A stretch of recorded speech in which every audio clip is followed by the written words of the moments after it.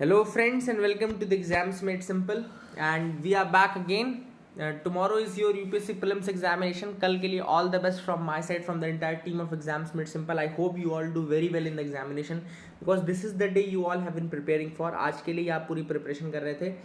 And on this occasion I think कि some of the tips from the veterans you can take. आपको कुछ tips मिल सकती है जो कि आप बहुत अच्छे से यूज़ कर सकते हैं. तो for that reason I have made this video. किस तरीके से आप आज से कल तक कैरी करो और कल के बाद आप किस तरीके से कैरी करोगे. तो आज से कल आपको क्या क्या पढ़ना है. What I can suggest is that go for the reports, go for the indexes, go for the defence exercises which are there. Then defence या स्पेस के जो मिशंस हैं, जो भी नए मिशंस हैं, डीआरडीओ ने कुछ बनाया, एलसीए लाइट कॉम्बैट एयरक्राफ्ट हो गया, तेजस के बारे में हो गया, आपका आर्टेमिस मिशन हो गया, ये सारी चीज़ें आपको दोबारा एक बार पढ़ लेनी है. क्या क्या चीज़ें, आर्टेमिस मिशन क्या है, नासा का मिशन है कि किसका है ना, यूरोपियन स्पेस एजेंसी का कौन सा मिशन आया है, कोई नई चीज़ बनी तो कौन सी बनी. जैसे शक्ति, मिशन शक्ति हुआ था अपना, तो मिशन शक्ति क्या है, ए सेट मिसाइल क्या होती है, एंटी सैटेलाइट क्या कहलाता है. तो ये सारी चीज़ आपको पढ़ लेनी है. दूसरा चीज़, मैप वर्क में इंपॉर्टेंट है. मैप जैसे आपने पढ़ने हैं, कौन कौन से मैप पढ़ने हैं आपको. पहले तो ये इज़राइल, पैलेस्टीन, सीरिया, लेबनान वाला पढ़ना है, ठीक है ना. इसके अलावा आपको जो अफगानिस्तान वाला रीजन है, अफगानिस्तान वाले रीजन को अच्छे से देखना है क्योंकि अफगानिस्तान न्यूज़ में रहा है बहुत ज़्यादा. इसके अलावा जैसे कि साउथ चाइना सी वाला रीजन हो गया. साउथ चाइना सी कहाँ पर है, सी ऑफ जापान कहाँ पर है, और इसके अलावा कौन कौन से, स्प्रेटले, पैरासेल, स्कारबोरो शोल. इसके अलावा कोरिया कहाँ पर है, नॉर्थ कोरिया, साउथ कोरिया किसको टच करते हैं, ये वाला रीजन एक बार अच्छे से देख लेना है आपको. जैसे ऑस्ट्रेलिया में फायर हुआ, फॉरेस्ट फायर हुए, कुछ कैलिफोर्निया फॉरेस्ट फायर हुए, तो इनके बारे में इनकी लोकेशंस देख लेना, कहाँ से क्या पास होता है, अमेजोन के कितने पास है, कितने दूर है, कौन सा ट्रॉपिक ऑफ कैंसर के पास है, कौन सा ट्रॉपिक ऑफ कैंसर से कितना दूर है, थोड़ा ये वाला लोकेशन भी आप देख लेना. देन आपको ये कैस्पियन सी को टच करने वाली कंट्रीज़, बाल्टिक सी को टच करने वाली कंट्रीज़, ये एक बार देख लेना. बाल्कन स्टेट्स कौन से हैं, बाल्टिक स्टेट्स कौन से हैं, है ना, और स्कैंडिनेवियन कंट्रीज़ कौन कौन सी हैं, ठीक है. तो ये सारी चीज़ें कुछ अपने को पता होनी चाहिए. ब्रेक्सिट हुआ था तो ब्रिटेन के आसपास का देख लिया कि कौन सा ब्रिटेन है, ग्रेट ब्रिटेन कहाँ पर है, किसको कौन टच करता है, कौन कौन से उसके पार्ट्स हैं. तो ये सारी चीज़ें आपको मैप में याद करना है. मेडिटेरेनियन से टच होने वाली कंट्रीज़ बहुत इंपॉर्टेंट है. कल एक बार फिर देखना, आज भी देख लो, ठीक है ना. मेडिटेरेनियन से टच होने वाली कंट्रीज़ कौन कौन सी हैं. तो दीज आर द थिंग्स जो आप लास्ट टाइम में कर सकते हो. इसके अलावा आप क्या कर सकते हो कि जैसे आपने प्रीवियस ईयर पेपर या आपने जो सॉल्व किए थे, तो उनकी अगर आपने नोट्स बनाए कि कौन कौन से क्वेश्चन आपसे नहीं बने हैं ड्यूरिंग द टेस्ट सीरीजेज, और वो तो वो आप रिवाइज कर सकते हो. That can be a very good thing, वो आप रिवाइज कर सकते हो, ठीक है ना.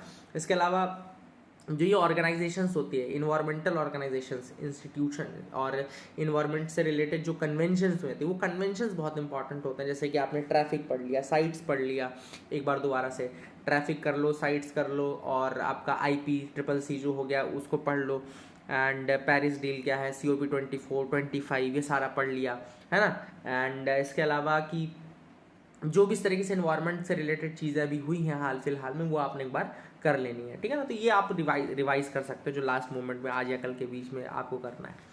कल एग्जाम जाते समय क्या चीज़ आपको दिमाग में रखनी है, दैट थिंग इज दैट कि आपको टाइम से सेंटर पे पहुंचना है. The first thing is that कि आपको सेंटर टाइम पे पहुंचना है. बहुत ज़्यादा इंपॉर्टेंट है कि आप एग्जाम अच्छे से करेंगे. उसका सबसे बड़ा एक जो चीज़ डिसाइड करेगी वो है कि आप सेंटर में कितना ज़्यादा कामली या कितना ज़्यादा अपनी नब्स आपको कंट्रोल करके रखते हो, है ना. तो you have to reach the centre on time. The first thing is that. दूसरी चीज़ आपको दिमाग में रखनी है कि आप अगर बहुत जल्दी उसमें आ जाते हो, थोड़ा एक आध कोई चॉकलेट या वो लेके जा सकते हो. See that they can also come handy. For example when I gave the examination once, I took with me a packet of chocolate, and then a question came in the UPSC. आपने अगर solve किया हो तो उसमें पूछा था कि जो फूड उसमें आपने कंज्यूम करते हो उसमें पैकेट में क्या क्या चीज़ें रहती है. तो you can very easily give the answer from that packet only. आप दे सकते थे, है ना. एक साल किटकैट का पैकेट लेके गए थे लोग, एंड किटकैट से क्वेश्चन आ गया था उसके. तो इस तरह की चीज़ें भी हो जाती हैं कई बार कि UPSC ask certain exam, you don't know what thing can help you, and they in that centre आपका दिमाग चल जाता है कि यार ये चीज़ तो अभी मेरे को पता चल सकती है ना. तो ऐसा हो सकता है. So you should take that come handing the examination as well. और कुछ आपको बीच में अगर लगता है कि आप थोड़ा नर्व्स आपकी इधर उधर जा रही हैं, तो dark chocolate you can very easily eat that. अब इसके बाद पेपर अटेम्प्ट करते समय आपको क्या चीज़ें दिमाग में, सबसे पहला क्वेश्चन जो लोग पूछते हैं कि how many question should be attempt. देखो, जितने आपसे बने उतने पूरे अटेम्प्ट कर दो, उतने तो छोड़ने ही नहीं है किसी तरीके से. इंपॉर्टेंट चीज़ आपको याद रखना है, मैं बताता हूँ डिसाइड कैसे होता है कि क्वेश्चन में पेपर में आप कैसे अटेम्प्ट करेंगे। तो द डिसाइडर इज दैट कि पेपर में क्या क्वेश्चन ज़्यादा पूछे जा रहे हैं। For example if the paper is asking more question from the current affairs, अगर करंट अफेयर से ज़्यादा क्वेश्चन आ रहे हैं तो believe me every one will attempt very high number of question, तो आपको ज़्यादा अटेम्प्ट करना पड़ेगा। तो अगर आपको डिसाइड करना है कि पेपर में कितने अटेम्प्ट करूँ, तो देखो एक थ्रेशोल्ड है 80 क्वेश्चन का, 80 क्वेश्चन से ऊपर आपको अटेम्प्ट करना ही करना पड़ेगा अगर करंट अफेयर्स ज़्यादा आ रहे हैं। अगर करंट अफेयर्स ज़्यादा आएगा तो आपको 80 क्वेश्चन से ऊपर अटेम्प्ट करना ही करना पड़ेगा। बट अगर क्वेश्चन में हिस्ट्री वाला पोर्शन बहुत ज़्यादा आ रहा है, जो मिडिएवल हिस्ट्री है या एंशेंट हिस्ट्री है, तो वो क्वेश्चन ज़्यादा लोगों से नहीं बनते हैं। अगर वो क्वेश्चन ज़्यादा है तो थोड़ा कम में भी अटेम्प्ट में काम आपका हो जाएगा। लेकिन अगर पेपर में बहुत ज़्यादा पॉलिटी के क्वेश्चंस आ गए, जैसे पॉलिटी सबसे बन जाती है, polity everyone is able to do the polity questions also, तो पॉलिटी क्वेश्चन भी जब आते हैं ज़्यादा तो भी आपको ज़्यादा अटेम्प्ट करना है। पॉलिटी के हो गए, आपका करंट अफेयर्स हो गया, तो ये इसमें लोग ज़्यादा अटेम्प्ट करते हैं क्योंकि लोग ज़्यादा पढ़ते हैं पॉलिटी भी, और उनके दिमाग में रहता है कि they can do these questions very easily, तो वहाँ पे बने या ना बने अटेम्प्ट तो ज़्यादा ही हो जाता है पेपर में। तो पॉलिटी हो गया, करंट अफेयर्स हो गया, ये थोड़ा ज़्यादा अटेम्प्ट वाला है। लेकिन अगर बहुत ज़्यादा ज्योग्राफी आ गई या बहुत ज़्यादा आपकी हिस्ट्री आ गई तो वहाँ पे थोड़ा अटेम्प्ट लोगों के घटना शुरू हो जाते हैं। बहुत ज़्यादा हिस्ट्री में भी अटेम्प्ट घट जाते हैं, बहुत ज़्यादा ज्योग्राफी में भी अटेम्प्ट घट जाते हैं, ठीक है ना। तो थोड़ा इस तरीके से देख करके चलना, otherwise 80 question is the good number of attempt. 80 question के आसपास लगभग अच्छा अटेम्प्ट होता है। अगर आपकी एफिशिएंसी 70 क्वेश्चन की भी है तो भी very easily you can clear the examination. अगर 65 की भी है तो भी you can clear the examination अगर आपने 80 क्वेश्चन अटेम्प्ट किए हैं। तो 80 में आपके पास 15 क्वेश्चन का मार्जिन ऑफ एरर रहेगा, मतलब 15 क्वेश्चन मतलब 5 क्वेश्चन, 5 इंटू 2 इंटू मतलब 10 क्वेश्चन आपका माइनस मार्किंग हो जाएगा, 120 you will get very easily. तो 120 में आपका क्लियर हो जाएगा एग्जामिनेशन। तो 80 questions with accuracy of 65 questions, ये दिमाग में आपको रखना है। लगभग 65, इस फिर बहुत ज़्यादा गलत भी नहीं करना है। ऐसा नहीं कि आपने 80 अटेम्प्ट कर दिया, आपने 50 गलत कर दिया, है ना, ऐसा भी नहीं करना है। 15 क्वेश्चन का आपके पास मार्जिन रहेगा, 80 क्वेश्चन 15 क्वेश्चन, ये दिमाग में रखो, है ना। अगर 70 करोगे तो फिर वो कम क्वेश्चन वाली चीज़ें फिर घटने लगती हैं, है ना। फिर आपको वहाँ पे घटाना, वहाँ पे फिर 15-20 गलत नहीं होने चाहिए। अगर आपने 70 ही अटेम्प्ट किए फिर 20 गलत हो गया, मतलब 50 ही सही है आपके, फिर 50 सही है, तो ये नहीं हो सकता। इसलिए मैं बोला ज़्यादा अटेम्प्ट करो तो आपका मार्जिन बढ़ जाता है, ये होता है। फिर अगली चीज़ आपको एक जो इंपॉर्टेंट एग्जामिनेशन में याद रखनी है वो है अटेम्प्ट विद एलिमिनेशन। एलिमिनेशन से कैसे अटेम्प्ट करोगे? एलिमिनेशन से ही आपके मैक्सिमम क्वेश्चन सॉल्व होंगे। अदरवाइज आप अगर सोचो कि मेरे से बनते क्वेश्चन कितने हैं, तो आपके 40 से 45 क्वेश्चन ही ऐसे होंगे जो आपसे बिल्कुल आपको श्योरली बनेंगे। उसके बाद आपका पूरा एलिमिनेशन से ही काम होना है। एलिमिनेशन का बहुत अच्छा यूज आप कर सकते हो।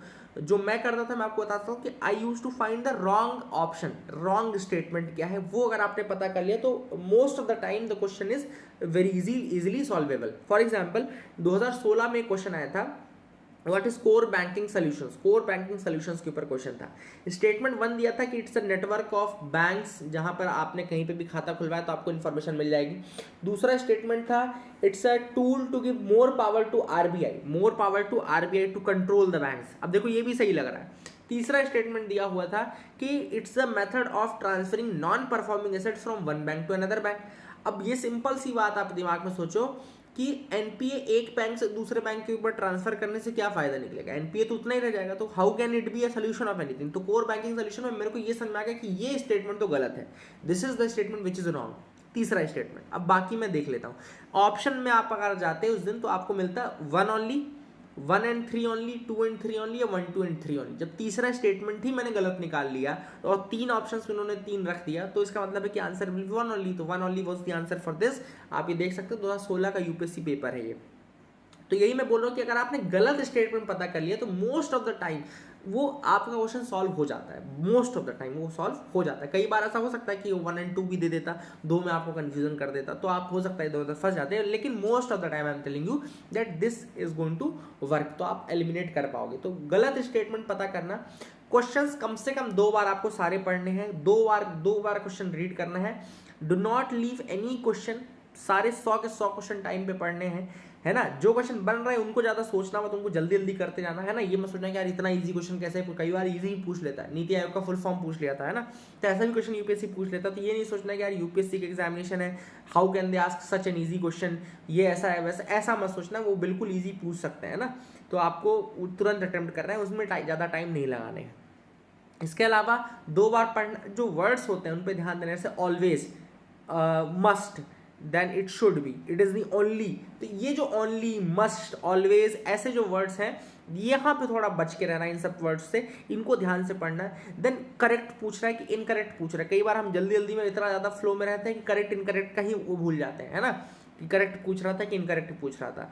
तो ऐसा हो चुका है, मेरे साथ भी हो चुका है, इसलिए मैं बोल रहा हूँ कि read very thoroughly what they are asking, whether they are asking about correct options, whether they are asking about the incorrect options, and ये सारी चीज़ आपको दिमाग में रखनी है। अटेम्प्ट्स अपन ने बात कर ली, आज से कल आपको क्या पढ़ना है, पेपर किस तरीके से सॉल्व करना है, एलिमिनेशन की बात हमने कर ली, पेपर में किस तरीके से आपको रहना है और अपनी नर्व्स को कंट्रोल में करके रखना है ना, नर्व्स को बिल्कुल कंट्रोल में करके रखना, and you will do very good. आप ये सारी दिमाग में चीज़ें रखें, 2 बार क्वेश्चन पढ़ें, ऑप्शन अच्छे से पढ़ें, ध्यान से पढ़ें, 2 बार जरूरत पड़े तो 2 बार पढ़ो। लेकिन अगर किसी क्वेश्चन में आपको लग रहा है कि यार ये क्वेश्चन मतलब ज़्यादा टाइम ले रहा है, हो नहीं रहा है, उसको छोड़ के आगे बढ़ो, है ना। Do not waste your time कि आधे घंटे आपने एक ही क्वेश्चन पढ़ने में लगा दिया, बिल्कुल नहीं। आपका कोई ईगो वहाँ पे नहीं आना चाहिए कि यार मैं ये तो क्वेश्चन करके ही आऊँगा, मैंने मैप पूरे पढ़े हैं तो मैं ये करके ही जाऊँगा, चाहे मुझसे बने या ना बने। तो ये नहीं करना है आपको, ठीक है। जैसे एक क्वेश्चन आया था कि कोल्लम से, आई थिंक कोल्लम से उन्होंने पूछा था कि या एक दूसरी लोकेशन पे जाना है, geography was my optional, geography मेरा ऑप्शनल है, फिर भी मैंने ये बिल्कुल दिमाग में नहीं लगाया कि या कितने मैं स्टेट बनाता रहूँ, अलग अलग पीएनसी कर दे रहा हूँ कि कौन से कैसे पहुँचेंगे, कौन से रास्ते पहुँचेंगे, ठीक है। हो सकता है बहुत ईजी क्वेश्चन भी रहा हो, लेकिन मुझे लगा कि यार ये टाइम ले सकता है, मैप बनाना पड़ेगा, देखने पड़ेंगे स्टेट्स, तो मैंने उसको छोड़ दिया, आगे बढ़ा, and very easily I was able to clear the examination without solving this question as well. अगर मैं ये दिमाग में लेता कि नहीं यार ज्योग्राफी तो मेरा ऑप्शनल है, मैं क्यों नहीं करूँ इस क्वेश्चन को, मैं करूँगा और ये वो, तो ऐसे में ये ज़्यादा टाइम ले लेता। बहुत सारे ऐसे क्वेश्चन हैं जो बनते हुए मैं जिन पे ज़्यादा टाइम देता तो वो फ़ायदा कर सकते थे, तो वो छूट जाते। इसलिए आपको ये चीज़ दिमाग में रखनी है। सेकंड पेपर भी आपको अटेम्प्ट करना है, सी सेट का पेपर, उसमें दिमाग में रखना है कि आपको कट ऑफ तो निकालना ही है ना। जो मिनिमम एक क्राइटेरिया है 33% का, 40% का, वो आपको क्लियर करना है, तो वो अपने दिमाग में रखना। उस हिसाब से पैसेजेस को ध्यान में रखना, मैथ्स वाला पोर्शन ज़्यादा सॉल्व करने की कोशिश करना, मैथ्स और रीजनिंग वाला। कई बार पैसेज में भी क्या होता है कि वो कन्फ्यूज़ करते हैं, तो मैथ्स रीजनिंग को ज़्यादा से ज़्यादा क्वेश्चन अटेम्प्ट करना। फिर अगर ये नहीं है तो फिर अल्टरनेटिव में आपको बिल्कुल अटेम्प्ट करना पड़ेगा पैसेजेस, ठीक है ना। तो इस तरीके से आपको दोनों पेपर के लिए यही कुछ एडवाइसेस थी जो मेरे साइड से थी, and all the best to you guys for the examination. बहुत अच्छा आप पेपर करोगे, and believe in yourself. जितना आपने पढ़ा है वो मोर देन इनफ है, और जितना आप जानते हो उतना ज़्यादा कोई नहीं जानता आपसे ज़्यादा, ठीक है ना। तो जो आप कर रहे हो that will be the best decision that you are going to do in the examination. All the best from my side. अच्छा परफॉर्म करना, सेलेक्ट होके आना, है ना, बिल्कुल अच्छा परफॉर्म करना। और